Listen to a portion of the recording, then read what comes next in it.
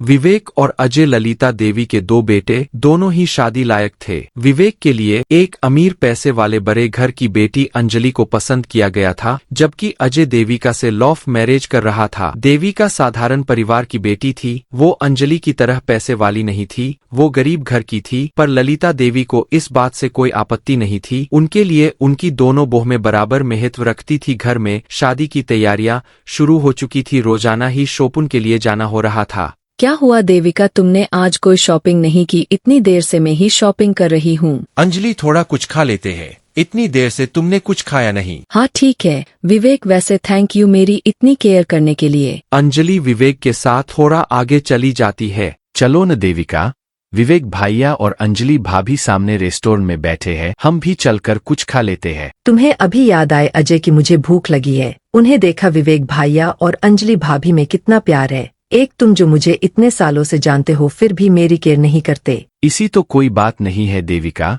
मैं तुम्हें कल भी जितना प्यार करता था आज भी उतना ही करता हूँ और हमेशा करता रहूंगा। देविका के मन में अंजलि को लेकर ईर्ष्या लगातार बढ़ती जा रही थी। सुनो जी, देविका की शादी के 5 जोड़े तो बन गए हैं, बस शादी का लहंगा खरीदना रह क्या है। आप देविका को कुछ पैसे दे देना, वो शादी का लहंगा खरीद लेगी। हाँ ले लेना दे दूंगा।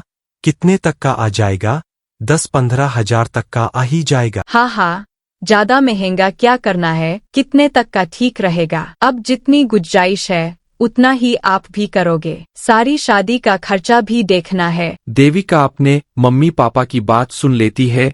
उधर अंजलि का फोन आ जाता है। हेलो, हाँ देविका, अंजलि बोल रही हूँ। अरे शादी का लहंगा खरीदना है, कब चलोगी? कल चले। कल तो मुझे पार्लर जाना है, परसों चलते हैं। ठीक है, तो मुझे मार्केट में वो जो लहंगे की फेमस शॉप है ना, वहाँ मिल जाना, लहंगा वहीं से खरीद लेंगे।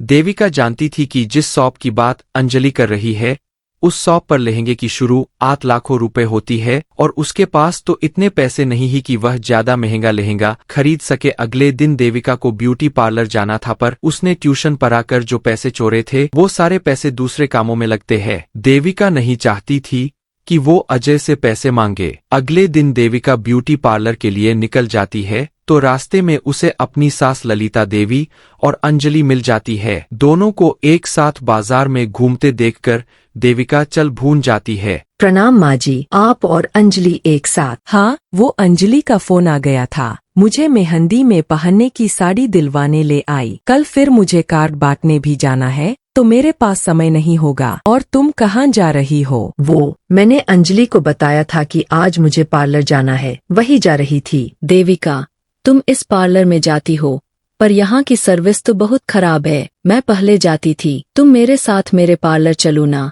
वहाँ की सर्विस बहुत अच्छी है। नहीं, मेरे पास इतने पैसे नहीं है कि महंगे पार्लर में जा सकूं। मेरे पास जितने पैसे में उतने में काम करवा सकती हूँ। कोई बात नहीं देविका, अगर तुम्हें किसी भी चीज की जरूरत हो तुम मुझे से कहो, कुछ चाहिए तो मुझे बोलो। नहीं माँ जी, आपने कह दिया इतना ही बहुत है। अभी है मेरे पास पैसे, अगर जरूरत होगी तो मैं आपको जरूर कह दूंगे। अच्छा मैं चलती हूँ, घर पर भी जरी पहुँचना है। देविका ये किस पर अंजलि से बात कर रही थी? अगर मैं बात को ना संभालती तो बात बढ़ सकती थी। चले माँ जी। हाँ चलो। देविका अंजलि के अमीर होने से जल रही थी, ये बात उसकी सास भी समझने रही थी।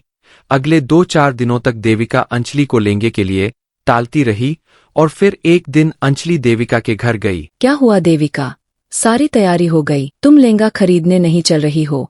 सोच रही थी हम साथ में ही लहंगा खरीदने चलते। शादी को भी सिर्फ 1 हफ्ता बच्चा है और हम दोनों ने अभी तक शादी का लहंगा नहीं लिया। हाँ जाना तो था, पर पापा ने जो पैसे मुझे लहंगे के लिए दिए थे वो पैसे मैंने दूसरे सामान खरीदने में लगा दिए। अब पापा से दोबारा मांगूंगी तब ही जाना होगा। तब ही देविका के पापा आ जाते हैं। देविका के पापा ने सारी बात सुन ली थी। देविका, तुमने मुझे यह बात पहले क्यों नहीं बताई? मैं तुम्हें और पैसे दे देता, शादी में खर्च तो होता ही रहता है। यह कुछ पैसे रख लो, जाओ अंजलि के साथ जाकर अपनी शादी का लहंगा ले लो। हाँ, अंजलि तो इसे कई दिनों से कह रही है। समधन जी का फोन आया था कि देविका ने अपनी पसंद का लहंगा लिया। यह नहीं, मैंने तो उन्हें बोल दिया है अंजलि बेटा कि हमने लहंगा खरीद लिया। एक काम करो, तुम और देविका आज ही लहंगा खरीदने चली जाओ। अब अंजलि तो अच्छे पैसे वाली थी, तो वो अपने लिए महंगा लहंगा पसंद कर रही थी, पर देविका को तो अपने बजट में ही लेना था। इसलिए देविका सस्ते लहंगे देख तो रही थी, पर उसका मन अंजलि के लहंगे पर ही था। अंजलि ने अपने लिए बहुत ही खूबसूरत, बहुत ही प्यारा सा लहंगा खरीदा। देविका ने उस समय लहंगा खरीदने के लिए बहाना कर दिया। मेरा लहंगा सुंदर है ना देविका? हाँ, बहुत सुंदर है। अच्छा, मुझे बहुत देर हो रही है, चले क्या? मैं लहंगे तो देख चुकी हूँ, पर मम्मी के साथ आऊंगी तभी पसंद करके लूंगी। अच्छा ठीक है, पर मुझे ना मम्मी की साड़ी उठानी है, तो एक काम करो, क्या तुम अपने आप चली जाओगी? मैं मम्मी की साड़ी लेते हुए घर चली जाऊंगी। सॉरी, मैं अपनी गाड़ी में नहीं छोड़ रही। हाँ हाँ, कोई नहीं, मैं ऑटो से चली जाऊंगी। देविका वहां से ऑटो कर लेती है, पर उसके मन में बहुत ही करवाहट थी। मैं सस्ता लहंगा पहनूं और यह महंगा पहने, ऐसा कभी नहीं होगा। अंजलि अगर महंगा लहंगा पहनेगी तो सब मेरा मजाक उड़ाएंगे, यह अच्छी लगे और मैं बुरी यह मैं नहीं होने दूंगी। मैं इसका लहंगा खराब कर दूंगी, पर इसके लिए मुझे कोई बहाना से इसके घर जाना होगा। देविका ने सोच लिया था कि वो अंजलि का लहंगा खराब कर देती, इसलिए अगले दिन वो बहाने से अंजलि की घर जाती है। अंजलि उस समय किसी काम से बाहर गई हुई थी। अंजलि की मम्मी ने देविका को उसके कमरे में बैठा दिया। देविका, तुम यहाँ बैठो, अंजलि भी आती होगी, तुम्हारे लिए कुछ खाने पीने का भिजवाती हूँ। ठीक है आंटी जी, मैं इंतजार कर लेती हूँ।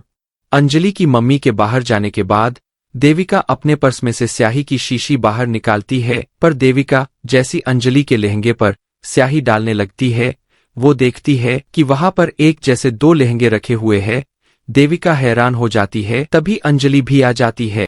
देविका, तुम और यहाँ? मैं तुम्हें फोन ही करने वाली थी। हाँ, वह तुमसे मिलने का मन हो रहा था तो बस। अंजलि, तुमने एक लहंगा खरीदा था, यह एक जैसे दो किस्ले है। इनमें से एक लहंगा मेरी होने वाली देवरानी पहनेगी, यानी कि शादी के फंक्शन में हम दोनों देवरानी जेठानी एक से कपड़े पहनेगी, ताकि हम दोनों में से कोई भी अलग ना लगे।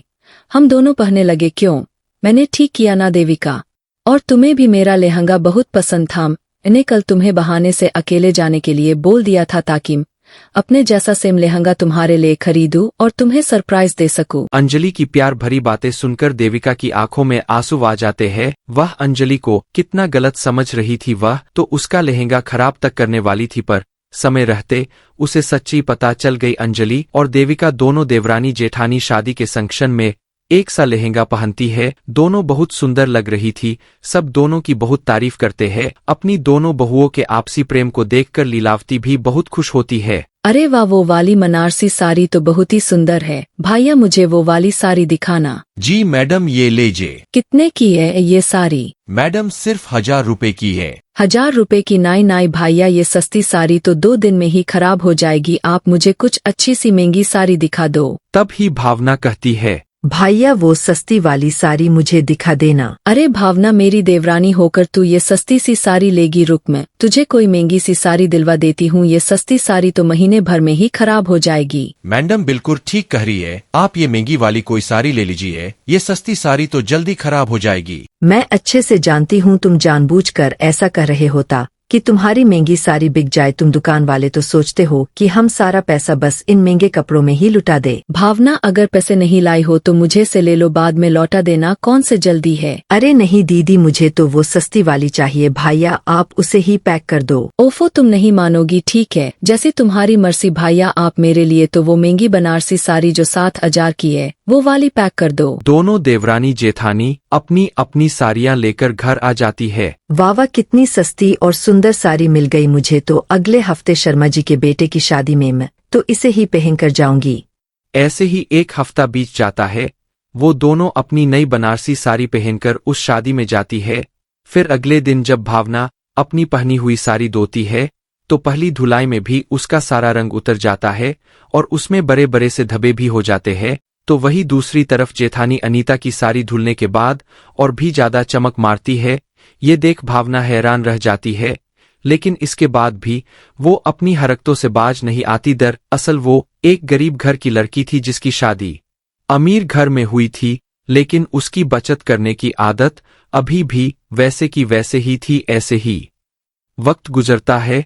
एक रोज भावना शॉपिंग पर जा रही होती है तो उसकी सास उससे कहती है, अरे छोटी बहू, तू बाजार जा रही है ना, तो मेरी सहेली उर्मिला के लिए मॉल से एक अच्छी सी साड़ी ले आना। वो क्या है ना, उसका जन्मदिन है, उसने एक पार्टी रखी है, तो मैं सोच रही हूँ उसे जन्मदिन पर एक अच्छी सी साड़ी ही दे दूँ। तू अपने हिसाब से कोई सी भी अच्छी सी साड़ी खरीद कर ले आइयो। मैं बड़ी बहू को कह देती, लेकिन उसे ऑफिस में आज जरूरी काम है, इसलिए वो देर से आएगी। कुछ देर बाद भावना मॉल के अंदर सरियों के शोरूम में है तो साड़ी का रेट सुनकर वह हैरान रह जाती है। हे भगवान, इतनी महंगी साड़ी 10,000 की नहीं किसी को देनी है। थोड़ी सस्ती ठीक रहेगी, इतनी महंगी देकर क्या करना। यह सोचकर भावना उस शोरूम से निकलकर एक सस्ती सी छोटी सी दुकान में जाती है और वहां से 500 रुपए की सस्ती बनारसी साड़ी ले लेती है। अरे वह, इतनी सुंदर साड़ी देखकर उर्मिला आंटी खुश हो जाएगी। ऐसा करती हूँ, एक साड़ी माजी के लिए भी ले लेती हूँ, वो इससे पहनकर पार्टी में जाएंगी तो बहुत सुंदर लगेंगी। साड़ियां लेकर वो घर आ जाती है। शाम को भावना की साथ सरला उसकी लाई हुई साड़ी पहन कर पार्टी में चली जाती है, जहां उसकी सहेली उसकी तारीफ करती है। अरे वाह सरला, तेरी साड़ी तो बहुत ही अच्छी लग रही है। कौन से मॉल से लीव? ये साड़ी मुझे मेरी बहू ने गिफ्ट की है। तभी कोने में बैठी दो सहेलियां आपस में चुगली करते हुए कहती है, सच कहूँ माया, तो मुझे तो ये किसी मंगल बाजार की साड़ी लग रही है। ठीक कह रही हो तुम, देखने से पता चल रहा है कि कितनी सस्ती दुकान की साड़ी है। फिर कुछ ही देर में सरला की पहनी हुई साड़ी किनारे से फटने लगती है। हे राम, ये बहू कैसी साड़ी लाई है, ये तो अभी से फटने लग गई, अब क्या करो। धीरे धीरे वो और फटने लगती है। ये देख सरला चुपते चुपाते वहां से रफू चक्कर हो जाती है और घर आती है। घर आकर उसे उसकी सहेली उर्मिला का फोन आता है और वो उस पर खूब चिल्लाती है। अरे उर्मिला, ये कैसी साड़ी दी है तूने, पूरी साड़ी अंदर से फटी हुई है। अरे ऐसा ही घटिया गिफ्ट देना था तो रहने देती, पैकिंग इतनी महंगी और अंदर से चिंदी सी साड़ी। कल ही तुम्हारी ये घटिया सी साड़ी पैक करवा कर तुम्हें वापस भेज दूंगी। फोन कर जाता है, लेकिन अपनी बेइज्जती होती देख सरला को बहुत गुस्सा आता है और वो जोर से चिल्लाते हुए कहती है, छोटी बहू, आज तेरे कारण मेरी सहेलियों में मेरी कितनी बेइज्जती हुई है, इसका तुझे कुछ अंदाजा भी है। अरे खुद सस्ती साड़ियाँ पहननी थी तो जितना मर्जी पहन लेती, लेकिन यूं सस्ती साड़ियाँ किसी को देकर तो तूने मेरी नाथी कटवा दी, ऊपर से मेरी साड़ी फट गई, वह अलग। अरे इतनी भी क्या बचत करनी। माजी, मुझे लगा था इतना महंगा गिफ्ट देकर क्या करना, इसलिए मैंने सस्ती साड़ियां खरीदकर उस पर महंगी पैकिंग करवा ली थी। इसीलिए तुम्हें कहती थी भावना की सस्ते के चक्कर में मत पड़ रे, सस्ता रोए बार बार और महंगा रोए एक ही बार। अरे जितनी तो सस्ती साड़ियां बार बार खरीदने जाती है और एक ही बार पहनने पर वो बेकार हो जाती है, उसमें तो महंगी से ज्यादा खर्चा बैठ जाता है। लेकिन ना जाने क्यों तेरी समझ में ये बात आती ही नहीं। मुझे माफ कर दीजिए माजी जिठानी जी, अब से ये गलती कभी नहीं करूंगी। इतना बवाल होने के बाद फाइनली भावना की समझ में ये बात आ ही जाती है कि सस्ता रोए बार बार और महंगा रोए एक ही बार। अब वो ला सस्ते के चक्कर में नहीं पड़ती।